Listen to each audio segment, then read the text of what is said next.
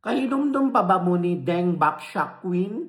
Katubi taong daghan kay nga taishi nga tating kay iyang gipang injectionan.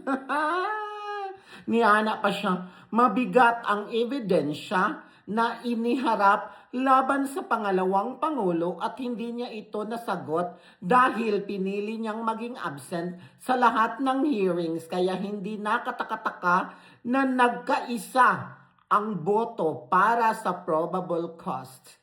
Pinabuluanan ni Representative Deng Baksha ang isyu ng suhulan sa House Justice Committee.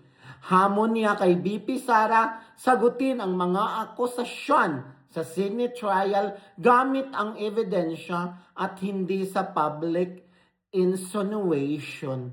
Wow! Kahawd ni Muoy. Napabiya kay kaso, day.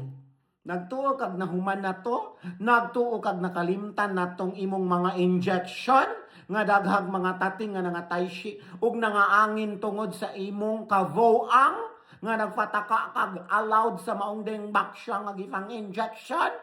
Unta to sa imuhag injection, kay ikaw pa unta to ang natayshi, dili ang mga walang kamalay-malay nga bata nga na-injectionan. May unta to gi-injection to sa imong ulo, aron ikaw na lang unta ang mawaldang nining kalibutan.